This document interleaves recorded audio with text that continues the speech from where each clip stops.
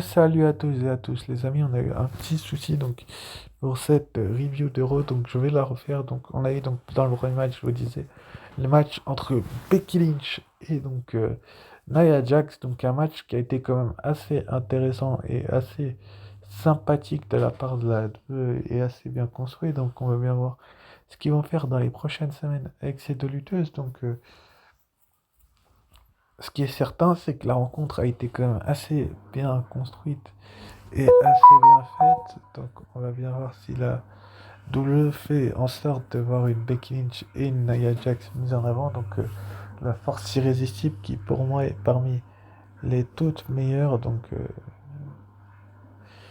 c'est à voir dans les prochaines semaines ce qu'ils vont faire des deux lutteuses. Mais bon, Nia Jax, elle est construite comme une île vraiment puissante et on a l'impression que personne ne peut la battre en solo.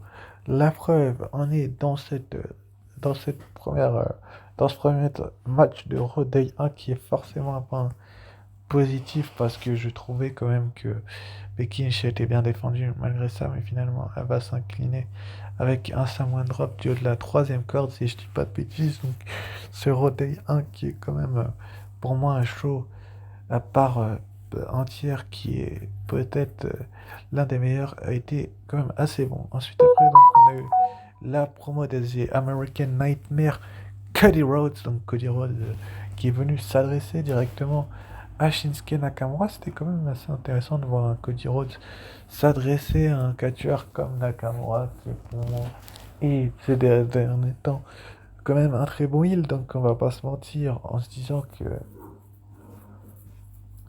que Nakamura est vilain, mais bon, c'est comme ça, de, de faire en sorte de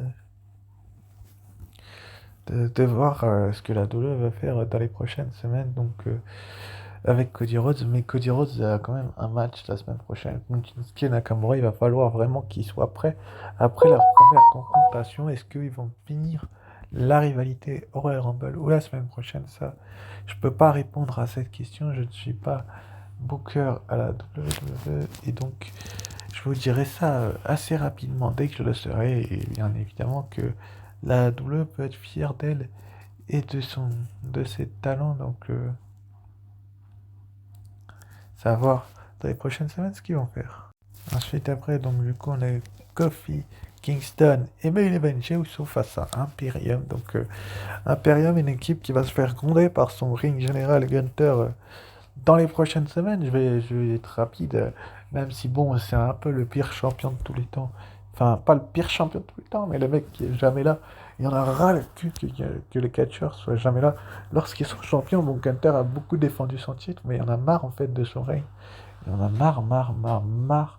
Sérieusement, à un moment donné, la WWE, c'est même pas ce qu'ils font.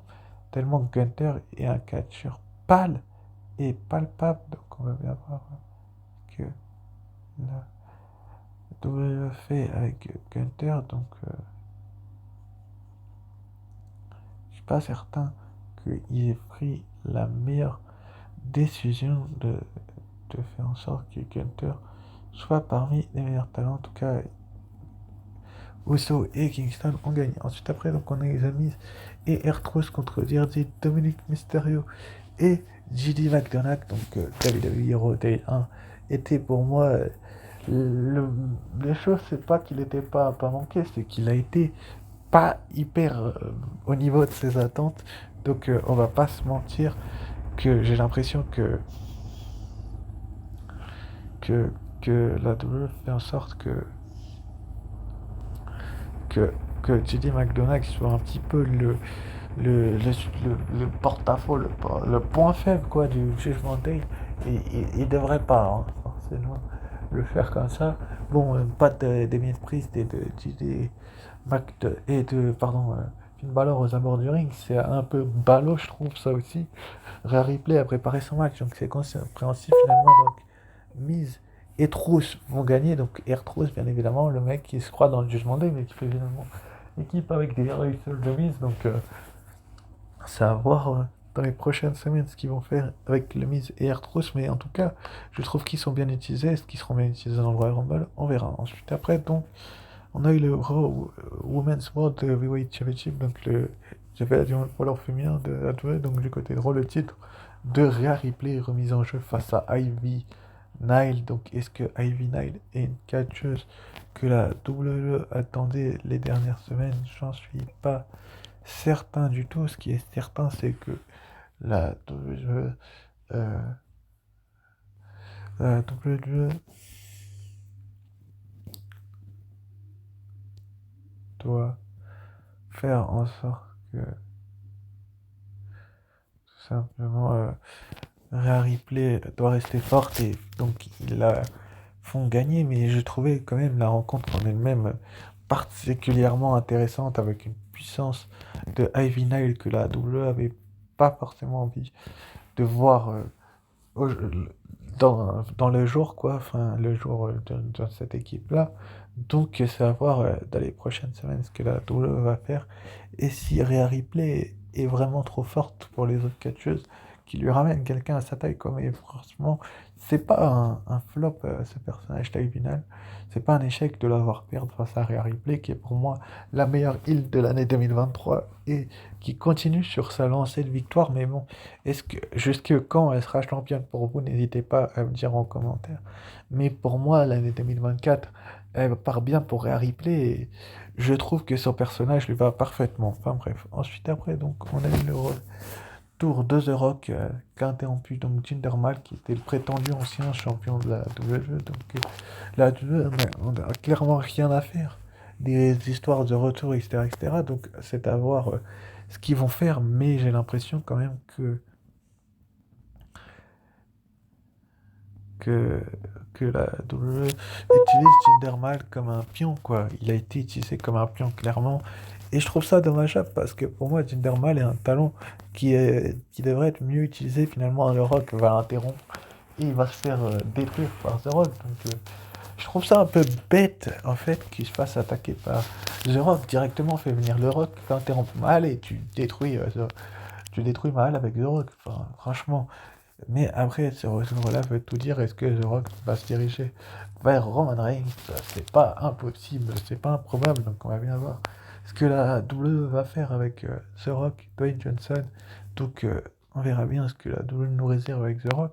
Mais bon, pour cette année, côté du Royal Rumble, il n'y a pas grand monde qui se dégage. Enfin bref, ensuite après, donc on a eu Tegan Nox et Natalia contre Shayna Baszler et Zoe Stark, une rencontre que la WWE avait prétendu être pour être aspirante numéro 1 au titre, mais qui ne l'était pas vraiment. Donc c'est à voir ce que la double va faire dans les prochaines semaines avec Shayna Baszler et Zoe Stark et Natalia et Tegan Nox. Donc on va bien voir si la WWE fait en sorte que tout simplement elle soit sur les devants de la scène. Mais bon, on va bien voir si la WWE fait en sorte de ça, mais en tout cas, Tegan Nox et Natalia se sont sur les devants de la scène. Mais j'ai pas l'impression parce que Shayna Baszler et Zoe Stark ont quand même été mieux utilisés à mon goût et c'est finalement d'ailleurs une victoire pour Shayna Baszler et Zoe Stark finit de faire durer le réel suspense. Bon, on se doutait un petit peu que Zoe Stark allait regagner après sa défaite pour le titre face à Rhea Ripley, mais de cette manière-là, dans un match par équipe avec Shayna Baszler, j'en étais pas certain, surtout qu'elle s'était affrontée à un moment donné, donc on connaissait plus trop les gimmicks des deux lutteuses, donc c'est à voir dans les prochaines semaines ce que la WWE va faire avec ces deux catcheuses. Enfin bref, dans le main event, donc on a eu Seth freaking Rollins qui a remis son titre de champion du monde poids lourd en jeu face à The Scottish Warrior, Scottish Psychopath, Drew McIntyre.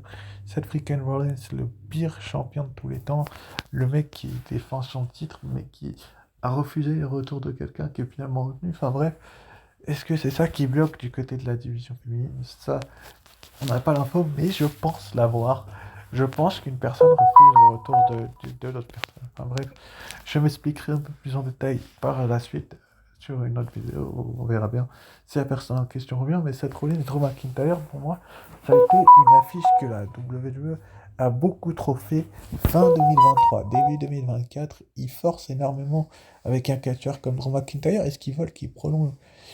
Je pense que c'est ça. Sinon, je ne verrais pas l'intérêt de faire en sorte que Drew McIntyre soit mis en avant à de la sorte et qu'ils font tout pour qu'il prolonge. Et donc, ils lui donnent 2 matchs de championnat. Le mec, il est pas foutu de gagner le titre. Mais bon, le match avait quand même été bon. Seth Rollins va gagner finalement donc, avec son Kurt Stomp, donc son finisher où il se retourne et il écrase la tête de son adversaire pour ceux qui ne le connaissent pas. Donc, c'est à voir dans les prochaines semaines si la WWE sont vraiment intéressantes. Donc, ça va voir. On verra bien ce que ça sera. Ensuite, après, donc, on avait annoncé pour la semaine prochaine que Cody Rhodes passe à Shinsuke Nakamura. Est-ce que Nakamura a les épaules pour battre des American Nightmare? J'en suis pas certain. On va bien voir dans les prochaines semaines ce que la WWE va faire entre ces deux-là. Ensuite, après, on aura donc le retour de CM Punk, pardon. Mais bon, allez. Le énième retour de CM Punk, est-ce qu'il va venir là pour parler? Est-ce qu'il va venir là pour faire le mariole? On ne sait pas en fait, on ne sait jamais. Avec ses retours là, mais bon, il a peut-être fait presque autant que Roman Reigns. Et enfin, on aura donc le rematch pour les WWE Women's Tag Team Championship, donc Kaden Carter et Tana Chance, les championnes contre Chelsea Green et Piper Niven. Est-ce que les anciennes championnes ont la moindre chance de récupérer les titres? Je dirais que non, mais bon, je peux me tromper. Mais c'est à voir dans les prochaines semaines ce que la WWE va faire. Enfin, bref, 15 sur 20 pour la note du show. N'hésitez pas à checker l'annonce de Triple H cette nuit. Pour ça, je vous dis ciao et à très vite pour une nouvelle vidéo.